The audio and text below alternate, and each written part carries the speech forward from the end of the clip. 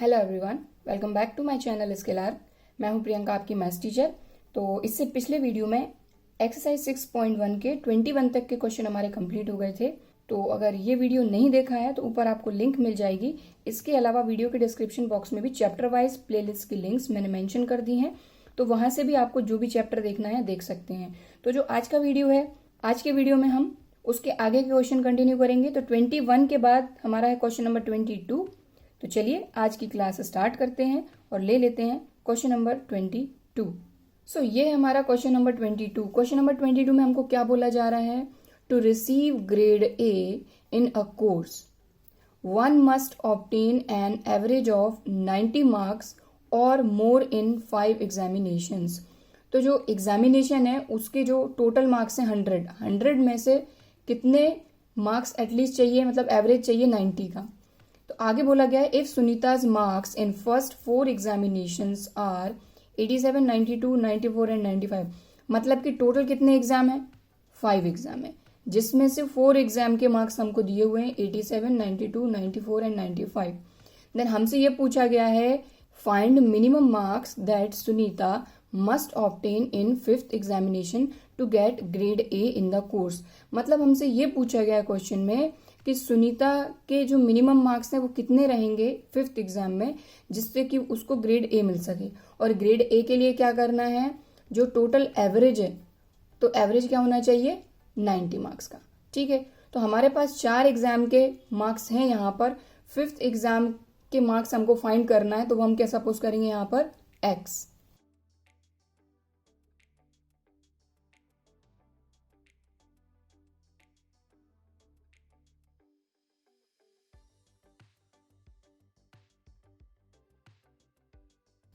सो यहाँ पर देखिए हमने सपोज कर लिया कि 4 एग्जाम के मार्क्स हमारे पास हैं 87, 92, 94, 95।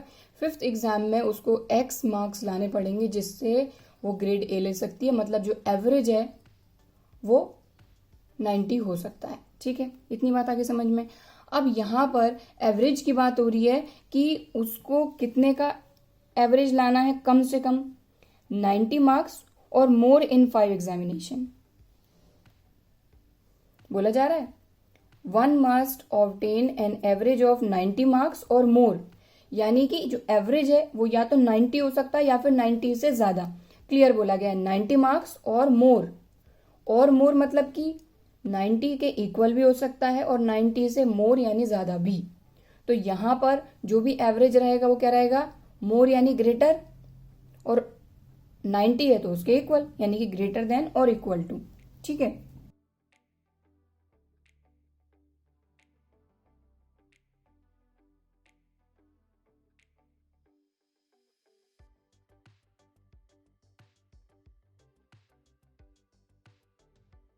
सो यहाँ पर क्योंकि क्वेश्चन में हमको क्लियरली ये बोला गया है कि she must obtain an average of 90 marks or more in 5 exam to receive grade A. मतलब कि जो इसके मार्क्स का एवरेज है वो 90 या 90 से मोर होना चाहिए। तो यहाँ पर अगर एवरेज हम फाइंड करते हैं तो एवरेज तो आपको फाइंड करते ही आता है, क्योंकि 5 एग्जामिनेशन, तो 5 एग्जामिनेशन के marks over total number of exam. तो फर्स्ट एग्जाम में कितने मार्क्स हैं? 87, सेकेंड में 92, थर्ड में 94, फोर्थ में 95 और फिफ्थ के हमने सपोज करे हैं एक्स को। टोटल नंबर ऑफ एग्जामिनेशन कितने हैं? 5। और ये जो एवरेज है ये या तो 90 के इक्वल होना चाहिए या फिर इससे ज्यादा होना चाहिए। ठीक, इतनी बात आगे समझ में। अब सिंपल है कि इसको हमको सॉल्व करना है और एक्स की वैल्यू फाइंड करना है। इस इनइक्वालिटी को सॉल्व करके एक्स की वैल्यू फाइंड कर लेंगे तो हमको ये पता चल जाएगा कि कितने मार्क्स एटलीस्ट उसको चाहिए अगर उसको ग्रेड ए चाहिए तो। ठीक है, तो चलिए इसको हम सॉल्व करते हैं। तो यहाँ पर 87 प्लस 92 प्लस 94 प्लस 95, इन चारों का टोटल करेंगे क्योंकि ये तो चारों नंबर है। इन चारों का टोटल करेंगे तो हमारे पास आएगा 368 plus x as it is, क्योंकि एक्स तो कोई नंबर है नहीं, वेरिएबल है, तो उसको हम एज इट इज लिख देंगे। अपॉन क्या है? 5 ग्रेटर देन इक्वल टू 90। ठीक है, अब इसको थोड़ा सा और सिंप्लीफाई करेंगे तो यहाँ देखें अगर x की वैल्यू चाहिए तो इसके यहाँ पर प्लस में ये है और इसके डिवाइड में 5, तो 5 डिवाइड में इसको हटाने के लिए हम क्या करेंगे? Both side multiply.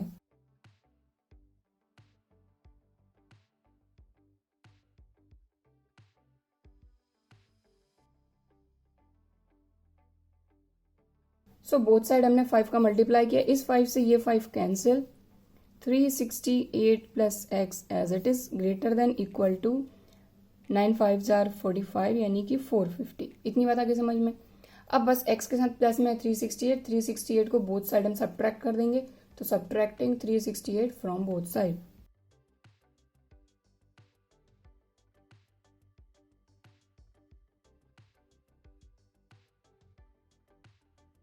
तो यहाँ पर ये प्लस का ये माइनस का कैंसिल, यहाँ सिर्फ बचा x greater than equal to 450 में से 368 माइनस होगा तो बचेगा यहाँ पर हमारे पास 82।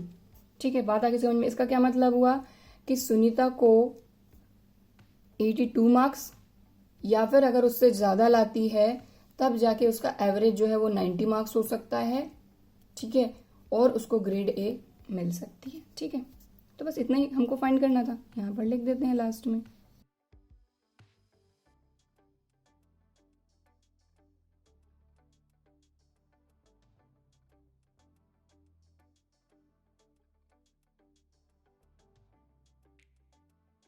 ठीक है, बात आई समझ में। तो ये हमने फाइंड कर लिया, तो सिंपल सा क्वेश्चन था। सिर्फ हमको इसमें क्या बोला गया था, इसमें तो क्लियरली हमको ये बोला गया था कि ग्रेड ए लाने के लिए उसको एवरेज कितना चाहिए, 90 या 90 से ज़्यादा, तो 90 marks or more in 5 examination, तो ये एवरेज था। ठीक है, अब जो 4 एग्जाम थे उनके मार्क्स हमको दिए थे 87, 92, 94 एंड 95। 5th एग्जाम के मार्क्स हमसे पूछे थे कि 5th एग्जाम में ऐसे उसको कितने मार्क्स लाने पड़ेंगे कि उसका एवरेज जो है 90 या फिर इससे ज़्यादा रहे। तो हमने 5th एग्जाम के जो मार्क्स हैं वो सपोज कर लिए x, 5 एग्जाम के मार्क्स हमको मिल गए 1 2 3 4 5, तो 5 एग्जाम, उसको डिवाइड किससे करेंगे, नंबर ऑफ एग्जामिनेशन। एवरेज की बात हो रही थी, तो इससे हमको एक इनइक्वालिटी मिल गई। जैसे इनइक्वालिटी मिली तो इनइक्वालिटी को सॉल्व करना तो अब आपको आता ही है, तो इनइक्वालिटी को हमने सॉल्व करा और यहाँ से हमको x की वैल्यू मिल गई। मतलब कि जो टोटल नंबर हैं जो 5th एग्जाम में सुनीता को लाने हैं वो क्या है, या तो 82 से ज़्यादा या 82 के इक्वल। तो 82 नंबर लाए तब भी उसको जो एवरेज है वो 90 मिल जाएगा, और 82 से अगर ज़्यादा ले आती है तो जो उसका एवरेज है वो 90 से ज़्यादा आ जाएगा। ठीक है, तो यहाँ पर देखें जो क्वेश्चन नंबर 22 था वो तो सिंपल ही था, तो हो गया है। अब हम देखते हैं question number 23। So question number 23 की बात करते हैं। तो क्वेश्चन नंबर 23 में हमको क्या बोला गया है, फाइंड ऑल पेयर्स। मतलब यहाँ पर हमको कोई तरह का कोई नंबर फाइंड नहीं करना है, हमको एक पेयर फाइंड करना है। किसका पेयर फाइंड करना है, of all consecutive odd positive integers. तो कॉन्सिक्यूटिव का मतलब आपको पता है कि जो कंटिन्यू नंबर चलते होते हैं, तो ऑड पॉजिटिव इंटीजर्स बोला है। तो सबसे पहले ये चीज समझे कॉन्सिक्यूटिव मतलब क्या होता है। जैसे हमारे कंटिन्यू नंबर, जैसे 1 के बाद नेक्स्ट क्या आता है 2, 2 का कॉन्सिक्यूटिव 3, 3 का कॉन्सिक्यूटिव 4। ठीक है, इसका मतलब आगे समझ में कॉन्सिक्यूटिव। लेकिन कॉन्सिक्यूटिव किस तरह के नंबर्स चाहिए, ऑड पॉजिटिव इंटीजर्स। तो पहली चीज तो इंटीजर्स हमारे पॉजिटिव भी होते हैं नेगेटिव भी होते हैं, लेकिन इंटीजर के लिए स्पेसिफिक होके बोला है पॉजिटिव चाहिए, तो पॉजिटिव इंटीजर्स। लेकिन कैसे, ऑड। ठीक है, तो हमारे ऑड नंबर्स देखें सबसे पहले 1 3 5 7 9 11, ये हमारे होते हैं ऑड नंबर्स। ठीक है, पॉजिटिव ऑड नंबर्स। तो हमको पॉजिटिव ऑड इंटीजर्स ही चाहिए। ठीक है, उनका पेयर चाहिए। लेकिन उसके लिए कंडीशंस क्या है ये भी देख लेते हैं हम। Both of which are smaller than 10 such that their sum is more than 11। तो ये तो हमें 2 कंडीशन दी है, कंडीशन पे हम बाद में जाएंगे। सबसे पहले हमें 2 कॉन्सिक्यूटिव जो नंबर्स हैं उनका पेयर चाहिए।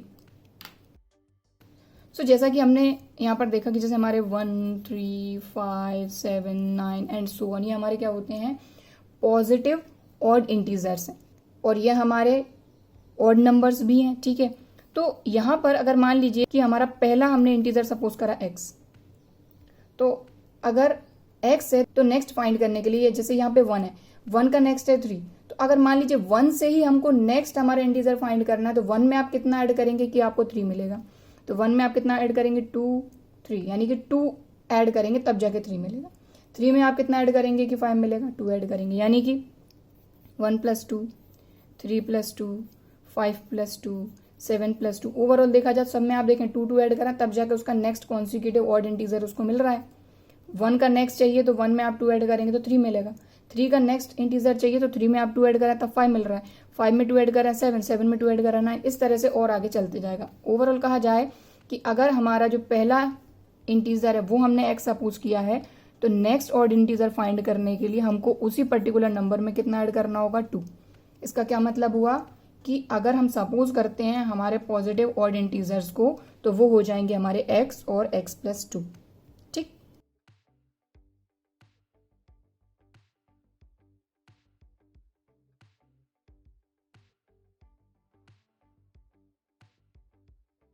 तो फर्स्ट कॉन्जिक्यूटिव ऑड इंटीजर हो गया x,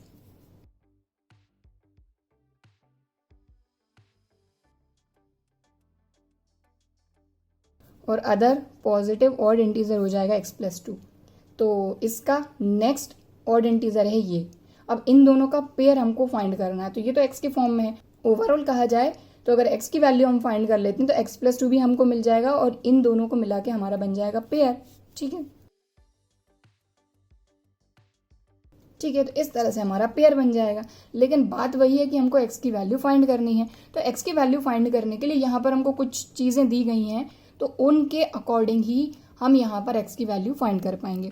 तो यहाँ पर क्वेश्चन नंबर 23 में हमको बोला गया है both of which are smaller than 10, यानी कि जो हमारे दोनों इंटीजर्स हैं x है और x+2, ये दोनों ही अलग अलग इंटीजर हैं, लेकिन दोनों को मिला के तो एक पेयर बन रहा है ना।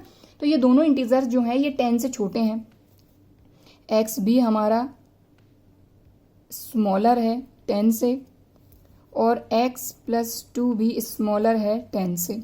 इतनी बात आ गई समझ में? ठीक है, क्लियरली। अब इसको देखें तो इसको थोड़ा सा सॉल्व कर सकते हैं, क्योंकि यहाँ पर +2 है तो बोथ साइड -2 कर देंगे, तो 2 से 2 cancel, overall x is less then 10 - 2 8। तो यहाँ पर आप देखेंगे कि x इज लेस देन 8, मतलब कि 8 से छोटा है। तो 8 से छोटी वैल्यू कौन कौन सी होंगी हमारी? 7 6 5 4 3 2 1 और आगे एंड सो ऑन। लेकिन क्योंकि इंटीजर्स हैं तो उससे आगे हम जाएंगे नहीं, क्योंकि पॉजिटिव इंटीजर्स की बात हो रही है। ठीक है, तो मेन हमको ये x की वैल्यू यहाँ से मिल गई 8 से छोटी। लेकिन अब आप सोचेंगे कि यहाँ पर x की जो वैल्यू वो तो 10 से भी छोटी है, तो इसको थोड़ा सा समझना ज़रूरी है। 10 से छोटी वैल्यू, तो अभी हम सिर्फ एक ही नंबर लेकर चलेंगे, क्योंकि बहुत सारे नंबर के साथ एक साथ हम नहीं समझ सकते हैं ना। तो 10 से छोटी बिल्कुल जो वैल्यू है एकदम, वो क्या है हमारी? 9 इज लेस देन 10। मैं x की प्लेस पर ये 9 को ले रही हूँ, क्योंकि x इज लेस देन 10 तो 9 इज लेस देन 10। क्लियर? और इसको समझने की कोशिश करें तो x इज लेस देन 8, तो 8 से छोटा क्या है? 9 है क्या? नहीं है ना। x से छोटा जस्ट कौन सा नंबर आएगा? 7। बात आ गई समझ में? तो अब यहाँ पर ये चीज़ समझने की कोशिश करें आप कि 7 तो 8 से छोटा है, लेकिन क्या 9 भी 8 से छोटा है? हो ही नहीं पा रहा। ठीक है ना। मतलब ओवरऑल कहा जाए कि इन दोनों में से जो कंडीशन दोनों को एक साथ सेटिस्फाई करती है वो कंडीशन हम लेकर चलेंगे। ये जो 7 है, अगर इस नंबर की हम बात करें तो ये 8 से भी छोटा है, 10 से भी छोटा है। अगर यहाँ हम और नंबर लिखें, जैसे 9 से छोटा एक और आ जाएगा, 8 से छोटा एक और आ जाएगा 7, तो 7 भी 10 से छोटा है, 8 भी 10 से छोटा है, 9 भी 10 से छोटा है। ठीक है, और 7 से छोटे और नंबर हम ले लें, 8 से छोटे और नंबर ले लें, तो 7 है, 6 है, 5 है, और भी छोटे छोटे नंबर। तो ये सारे नंबर आपके 10 से भी छोटे हैं, 8 से भी छोटे हैं।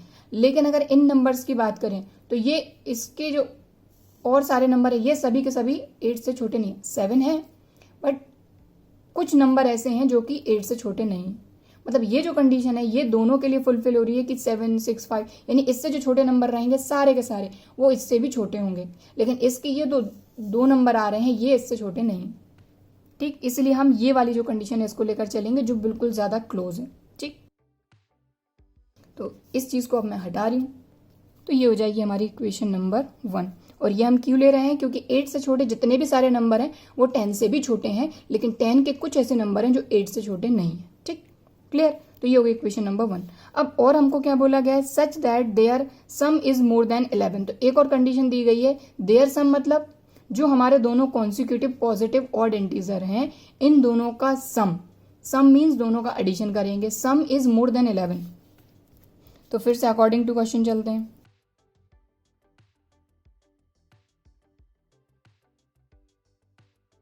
तो क्वेश्चन में क्या बोला जा रहा है? Such that their sum is, तो सम इज मोर देन 11। ठीक, तो मैंने सिर्फ सम लिखा है, आपको पूरा लिखना है सम ऑफ इंटीजर्स। ठीक, तो अब दोनों जो हमारे इंटीजर्स हैं उनका सम कर देंगे। फर्स्ट इंटीजर है हमारा x, दूसरा है x+2, तो x प्लस x+2, ठीक, ग्रेटर देन 11, मोर देन 11 से ज़्यादा है, तो 11 से ज़्यादा है। अब इसको सॉल्व कर लेंगे, तो यहाँ पर आप देखें x प्लस एक्स हो जाएगा 2x + 2 ग्रेटर देन 11। अब इसको थोड़ा सा और सॉल्व करना पड़ेगा हमको, तो यहाँ पर आप देखें ये +2 है, इस +2 को आपको हटाना, तो ऑब्वियसली बोथ साइड आपको -2 करना होगा, है ना। तो ये हो गया 2x + 2, यहाँ पर -2 और यहाँ पर भी -2, ठीक है। बात आई समझ में। इस +2 से -2 कैंसिल, यहाँ आ गया 2x इज ग्रेटर देन 11 -2, यहाँ पे कितना आ जाएगा हमारे पास 9। अब फिर से आप देखें x की वैल्यू अगर फाइंड करना है तो x के मल्टीप्लाई में है 2, तो बोथ साइड हमको 2 से क्या करना पड़ेगा, डिवाइड। तो यहाँ 2 से 2 cancel, x is greater then 9/2, ठीक। अब 9/2, तो इससे हमको एक नंबर तो पता चल ही नहीं पाएगा कि x की वैल्यू क्या हो सकती है, तो मैं इसको डिवाइड कर देती हूँ। तो ये हो जाएगा 2 4s are 8, डेसिमल लगा के 2 5s are 10, यानी कि जो x की वैल्यू है वो 4.5 से ज़्यादा है, यहाँ से हमको मिला, और यहाँ से हमको मिला कि x की जो वैल्यू है वो 8 से छोटी है, तो ये हो जाएगी इक्वेशन नंबर 2, ठीक। सो यहाँ पर ये हो गई इक्वेशन 1 और ये हो गई इक्वेशन 2, ठीक है। अब हमको इसको यहाँ पर देखना है कि x की हमको वैल्यू मिल गई कि यहाँ पर इक्वेशन 1 में x की जो वैल्यू है इज लेस देन 8 है, और इक्वेशन 2 में x इज ग्रेटर देन 4.5 यानी 4.5 से बड़ी है। तो इन्हीं दो इक्वेशन के थ्रू हमको x की वैल्यू मिलेगी, और इसी के थ्रू हम हमारे जो कॉन्सिक्यूटिव पॉजिटिव ऑड इंटीजर्स हैं उनका पेयर फाइंड करेंगे, ठीक है। सो इक्वेशन फर्स्ट और सेकंड में देखें तो x की जो वैल्यू है वो ग्रेटर देन है 4.5, सो x इज ग्रेटर देन 4.5, 4.5 से बड़ी है, ठीक है। और फर्स्ट इक्वेशन में देखें तो x इज लेस देन 8 है। तो अब यहां पर कहीं इक्वल भी नहीं लगा हुआ, इसका मतलब ये है कि 4.5 से बड़ी और 8 से छोटी वैल्यूज है यहाँ पर x की, ठीक है। तो सबसे पहले तो हम x की वैल्यू फाइंड करेंगे, क्योंकि x ही है हमारा first consecutive positive odd integer, x के ही थ्रू हम हमारा इसका other positive odd integer find कर पाएंगे, ठीक है।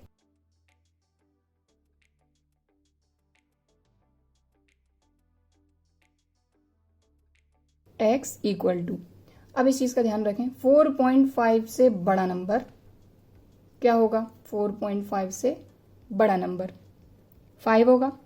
5 इवन है या ऑड है, ऑड है, हमको ऑड ही चाहिए, पॉजिटिव भी है, तो 5 हो गया। 4.5 से बड़ा 5 हो गया नंबर, और 6, तो क्या 6 हमारा ऑड इंटीजर है, नहीं, 6 हमारा इवन इंटीजर है, तो 6 इसमें नहीं आएगा। देन आगे गाइस 7, तो 7 भी हमारा ऑड इंटीजर है, तो 7 भी ले लिया। अब और आगे जा सकते हैं क्या, बिल्कुल नहीं, क्योंकि 8 से छोटी वैल्यू चाहिए, तो 8 से छोटी वैल्यूज और 4.5 से बड़ी, तो 4.5 से बड़ी हैं दोनों वैल्यूज 5 और 7, और 8 से दोनों वैल्यूज हमारी छोटी हैं, मतलब कि जो x की हमारी वैल्यूज हैं ये दो वैल्यूज आई हैं, ठीक है। अब इसी के थ्रू हम x+2 फाइंड कर लेंगे, तो हमको तो डायरेक्ट पेयर फाइंड करना है, हम पेयर ही फाइंड करेंगे।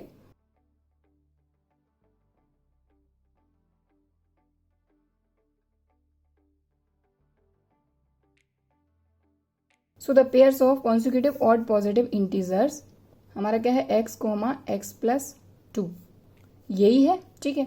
तो अब पहले x की वैल्यू क्या है 5, व्हेन x इक्वल टू 5, जब x 5 है तब हमारा पेयर क्या है, x की प्लेस पर यहाँ 5 और 5+2, मतलब कि ये हो जाएगा 5 और 7, 5+2 7। व्हेन x इक्वल्स टू 5 ले लिया, अब लेंगे 7, तब हमारा जो पेयर होगा वो x की प्लेस पर 7 और 7+2, ओवरऑल 7 और 7+2 9। तो बस ये दो पेयर रहेंगे जो कि यहाँ पर हमने फाइंड करे, और जो कंडीशंस यहाँ पर दी हुई थी उसके अकॉर्डिंग। तो देखें यहाँ पर क्वेश्चन नंबर 23 में हमको बोला था find all pairs of all consecutive odd positive integers both of which are smaller than 10, और देखें दोनों ही जो हमारे हैं ये 10 से छोटे हैं, ठीक है, क्लियर। यहाँ पर 5 7 देखें ये भी 10 से छोटे हैं, 7 9 देखें ये भी दोनों ही 10 से छोटे हैं। और क्या बोला गया था, such that their sum is more than 11, और इनका सम कर लीजिए आप, 11 से ज्यादा है। 7 5 को देखें तो इनका सम करेंगे तब भी 11 से ज्यादा है। 9 और 7 को आप ऐड करेंगे यानी कि इनका सम करेंगे तो वो भी 11 से ज्यादा है। तो जो कंडीशंस यहाँ पर दी हुई थी वो भी हमारी फुलफिल हो रही हैं। इस तरह से हमने कॉन्सिक्यूटिव ऑड पॉजिटिव इंटीजर्स के 2 पेयर यहाँ पर फाइंड कर लिए हैं, और साथ ही साथ क्वेश्चन नंबर 23 भी हमारा कंप्लीट हो गया है। तो चलिए अब हम देखते हैं question number 24। So question number 24 की हम बात करते हैं। तो क्वेश्चन नंबर 24 भी ऑलमोस्ट 23 के जैसा ही है। यहाँ पर हमको क्या फाइंड करना है, फाइंड ऑल पेयर्स, यानी इसमें भी पेयर्स ही फाइंड करना है of consecutive even positive integers. तो देखें जो क्वेश्चन नंबर 23 था उसमें कॉन्सिक्यूटिव ऑड इंटीजर्स था, इसमें क्या है, इवन है। ठीक है, सिर्फ ऑड इवन का चेंज आया है, अदरवाइज ज्यादा चेंजेस नहीं है क्वेश्चन में ना।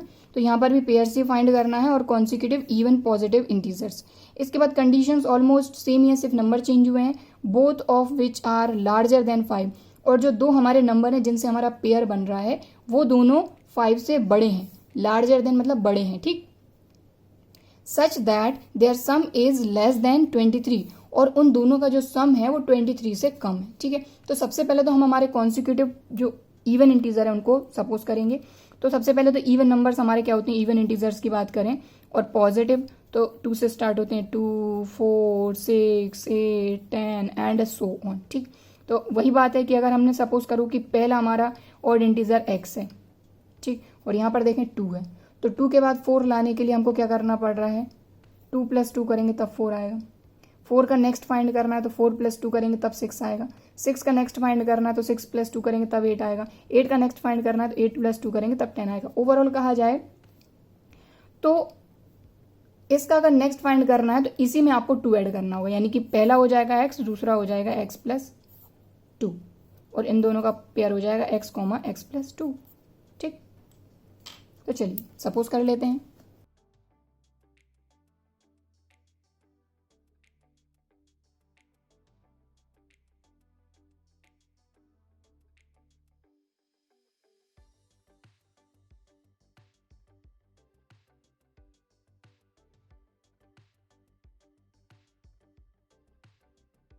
So first consecutive positive even integer हो गया x, और other positive consecutive even integer हो गया x + 2। कैसे, मैंने आपको ये चीज यहाँ पर समझा दी। ठीक है, और इनका पेयर क्या हो जाएगा, x, x + 2, इस तरह से इनका पेयर बनेगा। ठीक है, लेकिन यहाँ पर वही बात है कि x की वैल्यू फाइंड करेंगे तभी जाके इसका पेयर पूरा बन पाएगा। तो चलिए इसमें जो कंडीशंस हमको दी हुई हैं उन कंडीशंस के अकॉर्डिंग चलते हैं। क्वेश्चन में हमको बोला गया है both of which are larger than 5, यानी जो दोनों ही हैं ये दोनों 5 से बड़े हैं। ठीक है,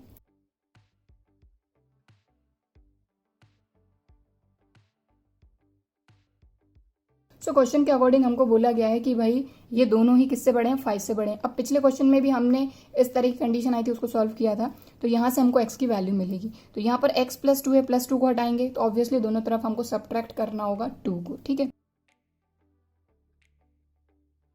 सो 2 से 2 कैंसिल, यहाँ आ गया x इज ग्रेटर देन 5 - 2 3। अब यहाँ पर 2 चीजें मिल गई जैसा कि हमको पिछले क्वेश्चन में मिली थी। तो बात वही है कि जो दोनों के लिए ठीक रहेगा हम उसी को यहाँ पर लेंगे। तो अब इसको समझने के लिए हम एक एक नंबर लेंगे। जैसे यहाँ पर देखें तो 6 इज ग्रेटर देन 5, 5 से बड़ा नंबर है x, x is greater then 5 तो 6 इज ग्रेटर देन 5। ठीक है, x इज ग्रेटर देन 3 तो हम 3 से बड़ा नंबर ले लेते हैं, 4 इज ग्रेटर देन 3। तो अब आप ये देखें यहाँ पर कि 6 तो बड़ा है 5 से, 6 इज ग्रेटर देन 5, क्या 4 बड़ा है, नहीं है, तो इसकी कंडीशन फुलफिल ही नहीं हो रही। लेकिन अगर आप देखें तो यहाँ पर 6 इज ग्रेटर देन 5, 6 5 से बड़ा है तो 3 से भी बड़ा है, इसकी कंडीशन यहां पर भी फुलफिल हो रही है, लेकिन इसकी कंडीशन यहां फुलफिल नहीं हो रही।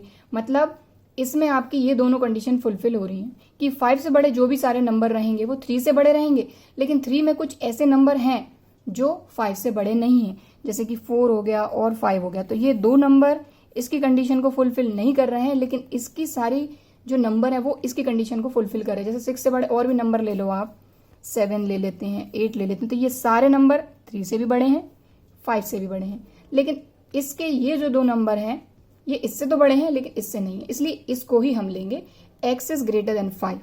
ठीक, क्लियर, जैसा कि हमने पिछले क्वेश्चन में किया था। तो अब इसको मैं हटा रही हूं यहां से। तो ये हो गई हमारी इक्वेशन नंबर 1। पहली कंडीशन हमने कर ली। अब क्वेश्चन में आगे और बोला गया है their sum is less than 23, यानी कि ये जो दो हमारे नंबर हैं x और x+2, इनका सम 23 से कम है। तो अगेन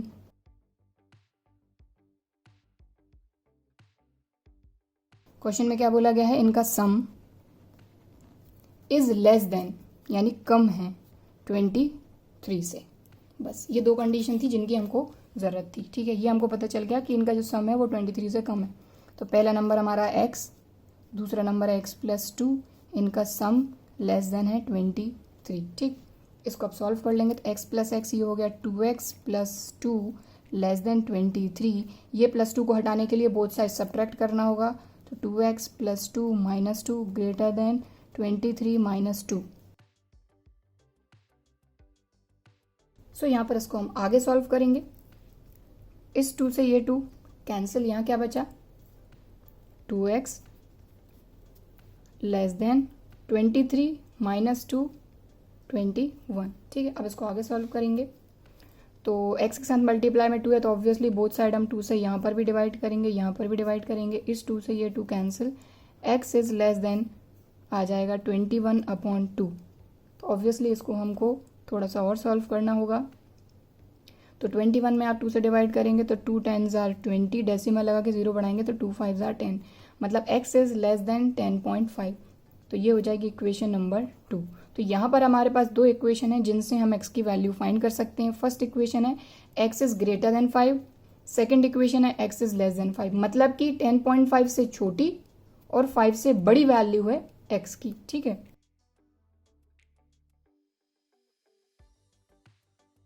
तो from equation first and second we get, तो छोटी किससे है हमारी x की वैल्यू 10.5 से, तो 10.5 से छोटी है, सॉरी 10.5 यहाँ लिखते हैं, इससे छोटी है x की वैल्यू। ठीक है ना, x is less then 10.5। Equation first में देखें तो 5 से बड़ी है, तो x की वैल्यू बड़ी है 5 से, तो x is greater then 5, x is greater then 5, x is less then 10.5, x is less then 10.5, यानी इन दोनों के बीच में है। यहाँ से हमको मिला कि x की वैल्यू बड़ी है 5 से, x की वैल्यू बड़ी है 5 से, और यहाँ से पता चला x इज लेस देन 10.5, तो x इज लेस देन 10.5। ठीक, मतलब 5 और 10.5 के बीच की जो वैल्यू होगी वो होगी हमारी x की वैल्यूज। तो चलिए फाइंड कर लेते हैं।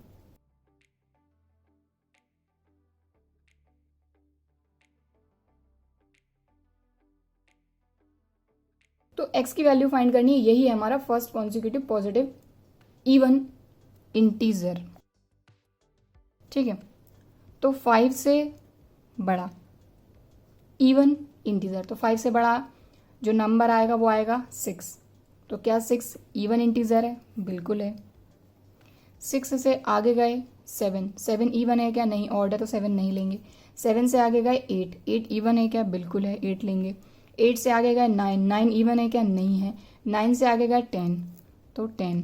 ठीक है, 10 से आगे जा सकते हैं क्या? बिल्कुल नहीं जा सकते, क्योंकि 10.5 से छोटा नंबर चाहिए। तो 10.5 से 10 तो ऑब्वियसली छोटा है ही ना। ठीक है ना, 10.5 है ना, तो 10.5 से छोटा इंटीजर 10 होगा। ठीक, क्लियर। तो ये 3 आ गए, और 10.5 से आगे तो जा नहीं सकते हम, क्योंकि 10.5 से छोटा चाहिए, तो 10 तक हम इसको ले सकते हैं। ठीक, तो ये 3 जो वैल्यूज हैं ये हो जाएंगी हमारी x की, और इसी के बेस पे हम जो हमारा दूसरा पॉजिटिव इवन इंटीजर है उसकी वैल्यू फाइंड करेंगे। तो हम डायरेक्ट पेयर्स ही फाइंड कर लेते हैं। तो पेयर्स हमारा किस फॉर्म में है? x और x+2 के फॉर्म में। ठीक है, तो अगर 6 रहता है हमारा x, तो 6 + 2 कितना हो जाएगा? 8। अगर 8 लेते हैं तो 8 + 2 10, अगर 10 लेते हैं तो 10 + 2 12। तो देखिए ये 3 पेयर बनेंगे हमारे। ठीक, ये और ये। सो देखिए यहाँ पर हमको क्या फाइंड करना था? All pairs of consecutive even positive integer. तो आप देखें 6 और 8 ये दोनों इवन पॉजिटिव इंटीजर्स हैं, ये भी हैं, ये भी हैं, और कॉन्जिक्यूटिव हैं। 6 के बाद 8 ही आएगा, 8 के बाद 10 ही आएगा, 10 के बाद 12 ही आएगा। इवन नंबर्स की अगर बात करें, है ना, इवन पॉजिटिव इंटीजर्स की बात करें। दूसरी चीज अगर यहाँ पर देखें तो बोला गया है बोथ आर लार्जर देन 5, तो 6, 8, 8, 10, 10, 12 ये सभी नंबर्स आपके 5 से बड़े हैं। तीसरी चीज कि इनका अगर आप सम करते हैं तो इनका सम 23 से कम ही होगा, तो हाँ है कम। 6 और 8 को आप ऐड करके देख लीजिए, 23 से कम रहेगा, 14 आएगा। 8 और 10 को ऐड करेंगे तो 18 आएगा, ये भी 23 से कम है। 10 और 12 को ऐड करेंगे तो ये भी कितना आएगा, 22, जो कि 23 से कम है। ठीक है, तो सारी की सारी जो कंडीशंस इस क्वेश्चन में दी हैं वो सभी ये पेयर्स फुलफिल कर रहे हैं, और ये है हमारा फाइनल आंसर। तो देखिए इसके साथ ही क्वेश्चन नंबर 24 भी हमारा कंप्लीट हो गया है। तो आज के वीडियो में बस इतना ही। सो आई होप आपको ये तीनों क्वेश्चन अच्छी तरीके से समझ में आए होंगे, वीडियो भी पसंद आया होगा। और अगर वीडियो पसंद आया है तो वीडियो को एक लाइक जरूर करिए, ज़्यादा से ज़्यादा वीडियो को शेयर करिए। इसके अलावा अगर अभी तक चैनल सब्सक्राइब नहीं किया है तो इसी तरह के और वीडियोस के लिए चैनल को सब्सक्राइब जरूर करिए। चलिए फिर मिलते हैं अगले वीडियो में, तब तक के लिए बाय एंड थैंक यू।